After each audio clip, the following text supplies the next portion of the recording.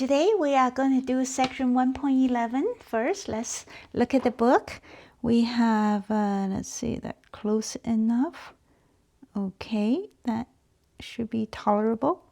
And then closer on top.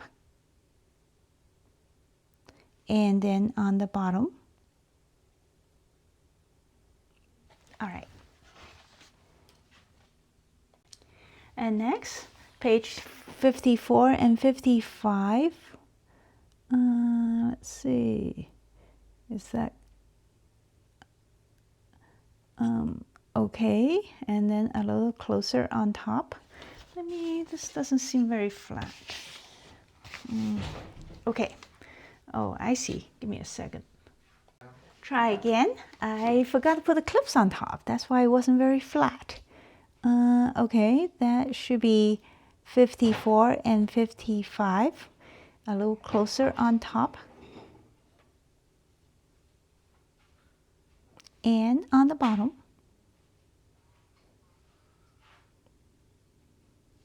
And that should be it.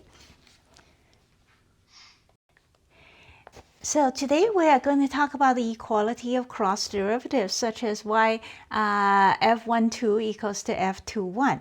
Now that this is, first we will start by calling something a lemma.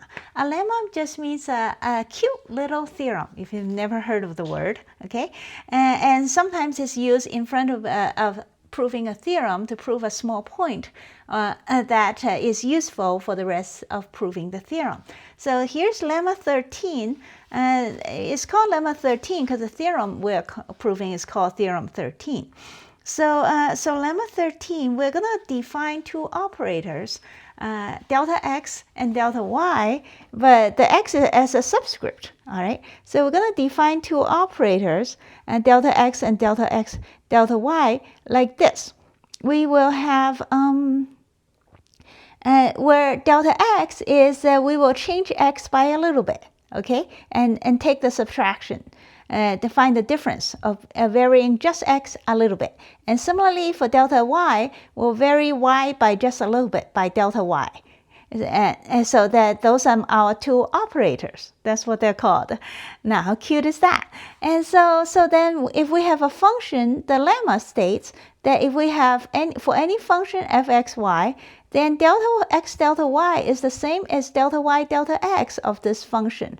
Now, why is that? Now, so then we look at this, and well, we can prove it simply by plugging it in. Okay, pick any f of at x0, y0. We just plug it in. First, to calculate delta x delta y of f. First, we will do the second one first. Okay, the operator applies like partial derivatives. Okay, so we'll first apply delta y operator, which gives us the y variation difference, right? And then you slap on the x difference, and then you realize, and then we do the reverse operation. You realize when you're done, you realize they're the same. Okay, it doesn't matter which one you do it first, because the way that they are defined is some kind of subtraction, which means you can do it either way, right? You first do the subtraction in the y difference, and then you do the subtraction in the x difference. Which is the same if you do x first. So that is the principle of lemma 13. Please look at these two equations carefully to verify that this is indeed the case. But is pretty straightforward, okay? And so once you verify that, then we are ready to prove theorem 13. So theorem 13, we will have a function which is in C2. Second part, we have a continuity up to second partial derivatives. And then we are going to prove that if this is the case, then f12 is going to be the same as f21, which is something that we've been using for a long time since basic calculus, but this is the first time we're going to actually prove it. And we will prove it with our cute little lemma 13. So first, let's immediately remember what lemma 13 says. Well, it just says del x, del y, that those two operators are interchangeable, right? You can flip it flip them around in terms of position, which one you operate first is fine. All right, so remembering that, the next thing we're going to do is we're going to pull this trick, okay? And the trick is called phi y. And phi y looks similar to the delta x or delta y.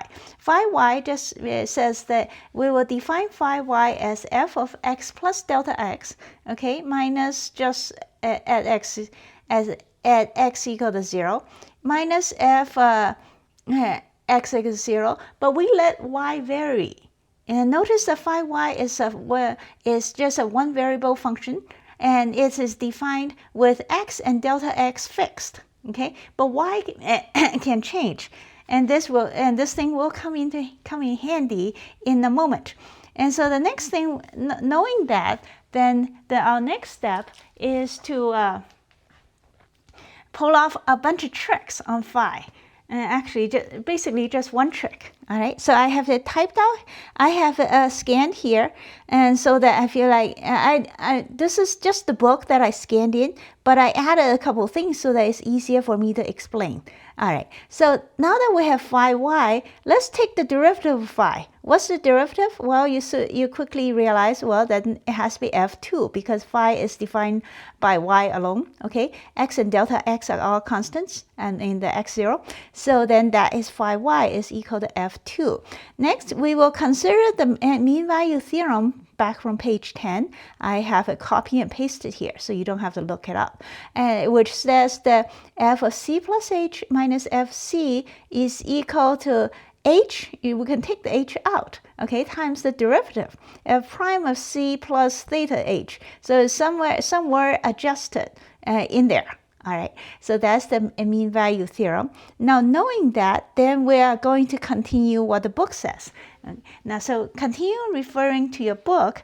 We have the first statement, then delta x, delta y, delta x of f x0, y 0, it's when you compare those things, then it's the same as slapping on the delta y on phi at value phi at y0, right? And that can be that can be quickly confirmed. Now, if that is the case, which when we write it out, that is equal to phi of y plus delta y minus phi y0. Now, next, we are going to apply the mean value theorem. Now that we have confirmed what this thing happens to be that, okay, because the definition of phi. Now, so please confirm that. And once you confirm that, we apply the MVT, and that gives us this equation right here. That is the difference in phi is the same as phi prime, the derivative of, that thing, okay? So, so that's so far so good. And then the next thing we're gonna do, being the phi prime is equal to this thing, we're gonna plug it back in. That is, we'll plug phi prime in back in here so that it equals to f2 minus f2 of the first one, and where the y is held constant, and then and then we are changing x by plugging in here because that's what this says. So we got this equation, okay, and then at this point we're going to pull the magic of the MVT one more time, setting c in this equation, setting c equal to x0 and h equals to delta x. And if we do that, then we get this extremely interesting equation that's get us halfway to the answer, okay. And we have f21 showing up. That matters greatly. And so please confirm this is correct, right, of all the details. Now, once you see that, and remember, what is that? That is del y del x, okay? So I wrote it on the other side just so that we don't forget it. So we have gone to f21. Now, now what we're going to do next is the same thing, repeat the process, but this time we're going to define a different function, but nearly identical as a symmetrical one that's similar to phi. We call it psi, where this time, whereas phi, what was phi again? phi is varying x, right? So psi, we're going to vary y. Otherwise, they're identical. See, they're mirror situations. So then we can repeat the exact process except flipping x and y. Then we're going to end up with f12. Okay, the same deal. See, and then so please confirm this as well. Okay, and then this f12, of course, is del x del y. See, it's flipping the other the exact opposite of del y del x. I mean the mirror image of del y del x, but otherwise it's identical in concept and logic. And being that by lemma 13, del x del y is the same as del y del x, we have the two partial derivatives, this one and this one, okay, being the same. So now we have come very close to the end. So the two partial derivatives are the same, but they are being multiplied by a bunch of delta x and delta y's. Okay, and then when we look at it very carefully, then we realize that delta x, delta y are just being multiplied, so we can cancel both sides, okay, del x, del y. So once we have canceled those two numbers, we just have the ones inside the function. We let delta x, delta y go to 0, and that will give us, being the f is in C2, so we can do that, and everything's continuous and works nicely, and x0 and y0 is just some point, so that we have just proved that f12 is the same as f21 for all points in the domain of f. That makes sense. So that concludes the proof of theorem 13. So please read the entire proof of all this stuff, all theorem 13 and the comments afterwards by yourself, okay? And then I will move on to it is the next section, 11.3 subsection, where we have some example, okay? Now this example is to show you in a case where f12 is not equal to f21, and you know what it is, some kind of wrinkled mess at the origin. There is a similar, this was shown in basic calculus, but we're gonna look at it again. I don't know if it's the same function, but if it's not the same, it's a very similar one, okay? So then we will do, so then your book does a whole bunch of basic calculations showing features of this function. Please do this yourself. And then eventually we get to the point where f21 by its definition has to be, by the time you follow the definition, you do some calculations, and it happens to exist, and it happens to be 2. And then f12, then by the time you calculate it, because you're doing the derivative along the line of, I don't know, y or something, and so then it becomes negative 2. And so as a result, the f12 and f21 are not the same. Now you have to also be careful that the partial derivative f21, which is equal to f12 when it's not at the origin, because the function is defined fine, everything else, but it is not even continuous at the origin. I have being that we have something called the Desmos 3D. Okay, I plotted out to show you, and so not really necessary. I mean, the book didn't think about plotting this, but then the book was written in 1947, and we have something called the 3D graphics calculator. Okay, so let's take a look at this thing. Now we have no reason. Okay, you don't have to plot this. I just want to show you. Here's the graph of z, the red one. That's the graph, and as you can see, it. Give me a second. Okay, try again. Now, as you can see, the graph looks like, well, it's rather wrinkled at the origin. Okay, however, you notice along where the graph does equal to 0, where x equal to y or x equal to negative y, because of that squared difference of squared situation there. But other than that, this thing just, it's like, it's very wrinkled at this origin, so it's gonna, things are gonna go weird there. Now, the second derivative is, and I used the partial derivative calculator online to calculate what these things are. And of course, they're the same, and they are equal to this thing, okay, which I also plotted over here. Just again, there's no reason you have to see this, but it doesn't hurt. So see the blue thing there?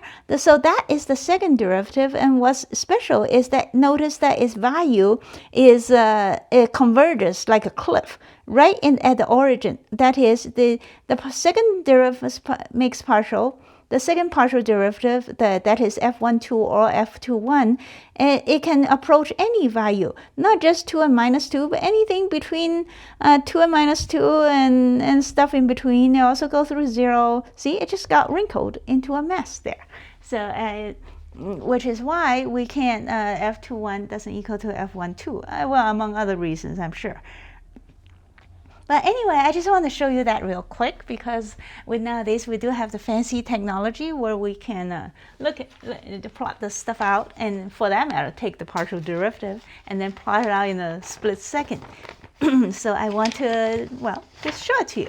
And so with that, we have come to the end of this section. It's not a long section, so let's then look at the homework. The homework, let me find it. So for homework, which please on page 54, please do problems 1, 2, 3, 4, 5, 6, 7, 8, 9, 10, and 15. All right, and then when you're done, I want to talk about it. So now that you're done with the homework, let's talk about problem 1 on page 54, where we're supposed to calculate delta x exactly as the lemma 13 says. So I did that for part A, no problem, see? And it's just a one-liner. Somehow I got that to come out, which is fine. And then part B, we're supposed, and I made a crucial mistake, because part B wanted us to have stuff that's calculating f1 minus 2, and I wrote down for f1 and 2, and then I got into a mess, and I wondered if the answer in the book, back of the book, was wrong, and eventually I realized that I didn't see the negative sign, so I had to do it over. Okay, so I did it over. Now I have -2. Things looked much better. So again, we use lemma 13. I don't know, just the form, just the definition of the operation. Okay, we didn't really use lemma 13, I don't think. Anyway, so we follow the definition and pull this thing out, which turns out to be this giant deal, right? And what are we doing here? I don't even know. Anyway, so we got this giant thing, but a lot of stuff did get canceled out. The rest of it, I plugged it into the algebra calculator, which I have written down in your book description. I don't see it here, but I'm sure I wrote it somewhere.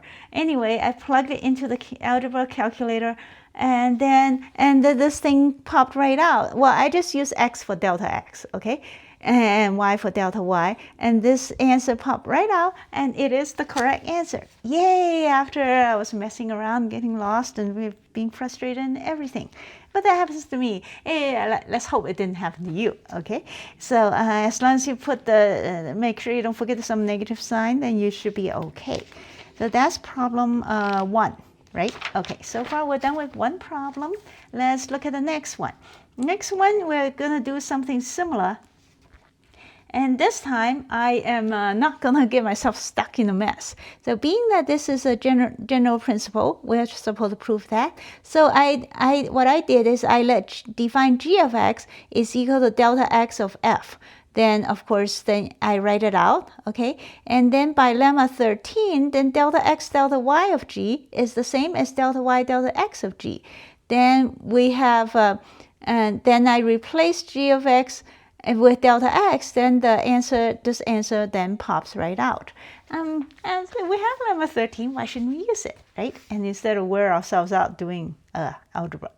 And then, so next, let's look at problem 3. It's a similar situation. I pulled a similar trick. That is, I let g of x equal to f1.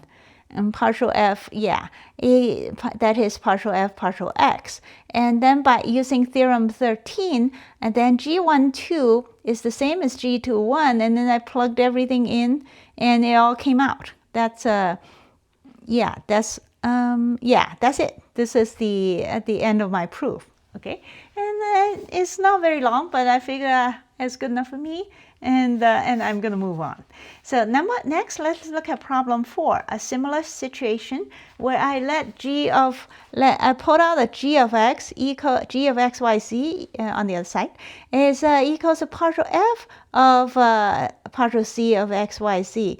Then the second derivative then will be equal by theorem 13, and therefore you slap another one on there, and then put g back into f, and then the fourth derivative will be equal. Okay, so that's that. And so next, problem 5. Now, problem 5, we have a situation where we've done something like this before, okay? But where the domain is being sliced up into separate sections, that these two have the same value, function has the same value, and this two as a function has the same value. As a result, you can take the partial derivative as 0 across, okay, without changing anything, or down, same principle, which is why we can calculate f2 and f1. See, the f2 and f1, you just go ahead and calculate that, and it will end up being negative b and negative a as required.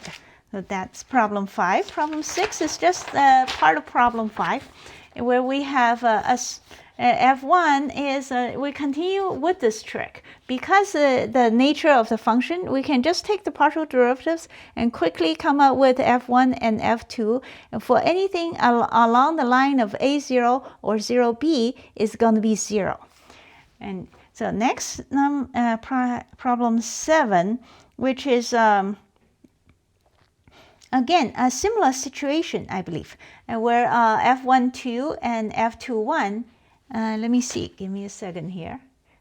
So again, I'm pretty sure we just are going along the lines, okay? So then being the f1 is y, then f12 is going to, f1 is y, then f12 is just 1, and taking the partial derivative with respect to the y, so it gives you 1, and similarly f21 is equal to negative 1, and as you see, the f12 and f21 are not the same. Now by now you might be wondering what this function looked like, and I have it plotted out in the Desmos calculator so you can look at it. And you see this thing? It just the function looks looks like some paper that got torn up, okay? That got cut up into four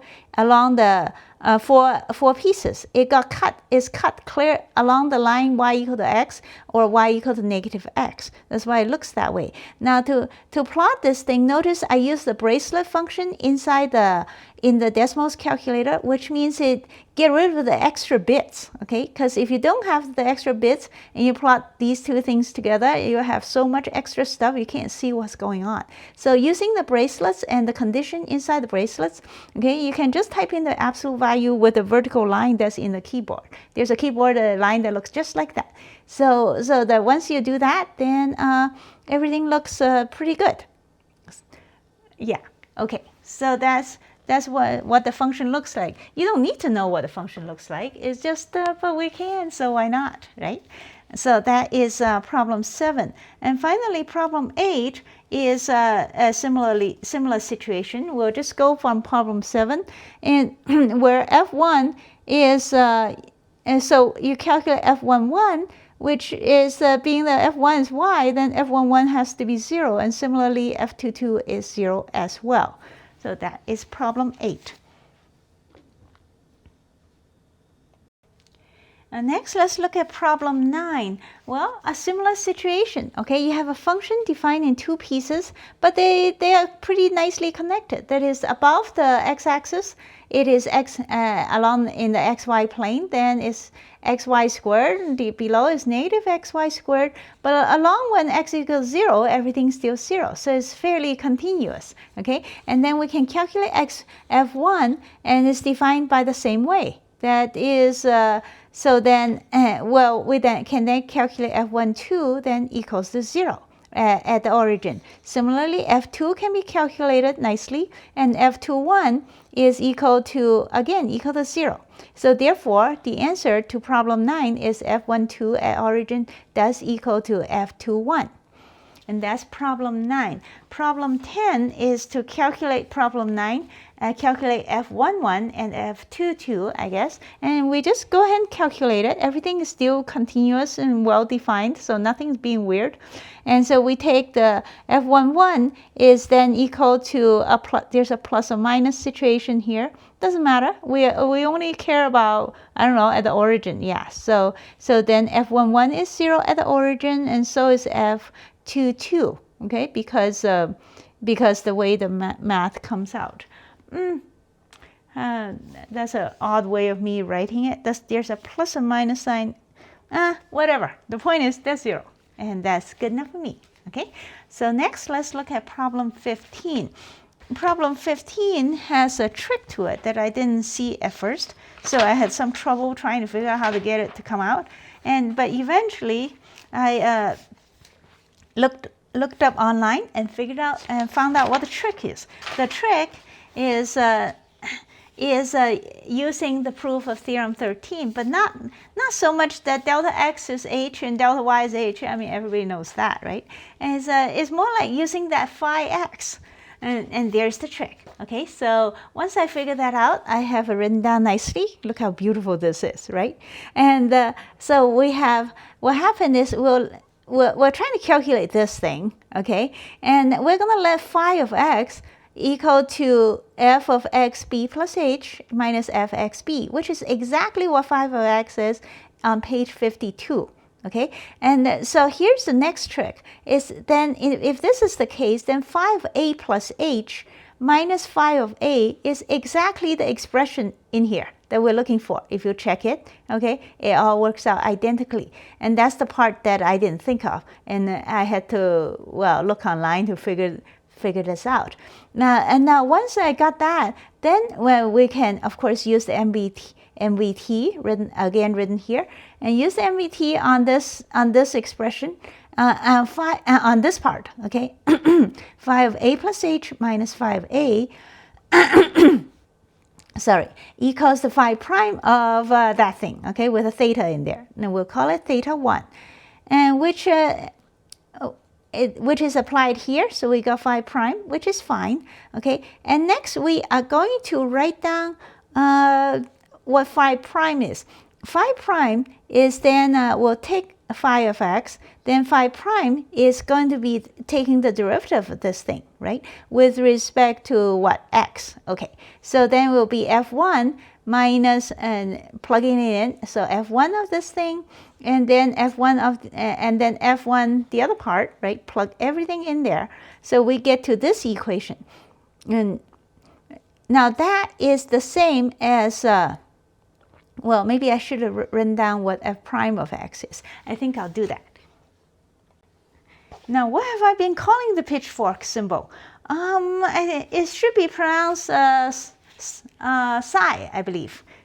Doesn't matter what it's pronounced. I'm referring to this symbol, okay? So the psi or something, and so the psi prime with respect to x, then will be this thing right here. So that's what I'm plugging in. So with psi prime, I plugged it back into this equation to get this one, okay, which is f1, etc. The only difference is I put x equal to a plus theta 1h. So I got this equation out of here, and then at this point we pull another trick, which is slapping the MVT on the same thing again. Now, isn't that cute that you can do it twice?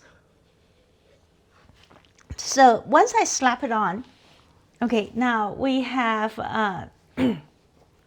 so now what do we have? Now we have f12. Now isn't that cute? So we got all the way down here with it, and plus with h squared in here, because each time you use MVT, you pull an h out. So we did it twice, so we got 2 of them, okay? Which is very nice, because we're going to have to divide by h squared, right? So we plug that thing in. This is the original equation, okay? And then once we plug it in, we let h go to 0.